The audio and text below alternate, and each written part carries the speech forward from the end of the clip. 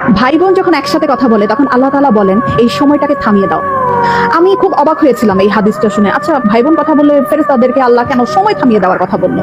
পরে যখন ডিটেইল জানলাম তখন খুব কষ্ট লাগলো। ডিটেইলটা ঠিক এরকম ছিল, ভাই বোনের সাথে এই পৃথিবীর পরে আর কখনোই দেখা হবে না। হাসরের ময়দানে না, আখিরাতে না, কিয়ামতের পরে না, জান্নাতে না, জাহান্নামে না, কোথাও না। বাবা মার সাথে দেখা হওয়ার সম্ভাবনা আছে, স্বামী স্ত্রীর সাথেও দেখা হওয়ার সম্ভাবনা আছে, ছেলে মেয়ের সাথেও দেখা হওয়ার সম্ভাবনা আছে, কিন্তু ভাই বোনের সাথে সম্পর্ক শুধুমাত্র এই পৃথিবী পর্যন্তই।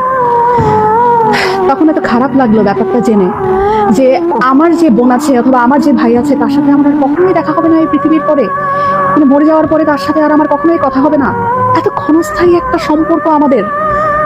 যারা সম্পত্তি নিয়ে ঝামেলা করে ভাই বোনের সাথে কথা বলে না, যারা অনেক ঝগড়া বিবাদের কারণে ভাই বোনদের সাথে কথা বলা বন্ধ করে দেয়, তারা না করেন না এই ব্যাপারটা। সময়টা না খুব কম, আমাদের খুব কম। এত কম সময় নিয়ে আমরা পৃথিবীতে এসেছি এবং এই কম সময়ের মধ্যে আমরা আবার কলুষতা, আমরা আবার ঝগড়া বিবাদ এইরকম করে আমাদের এত কাছের এত আপন একটা মানুষ, একই পেটের মায়ের পেটের বোন, মায়ের পেটের ভাইয়ের সাথে কথা বলা বন্ধ করে দিলাম। এই মানুষগুলোর সাথে তো আমাদের আর পৃথিবীর করে দেখাও হবে না, কথা হবে না। কি দরকার মনে এত কষ্ট রেখে? ভুলে যাই না সব, ভুলে যাই। অল্প একটু সময়ের ব্যবধান, তারপরে সব নাই, শেষ।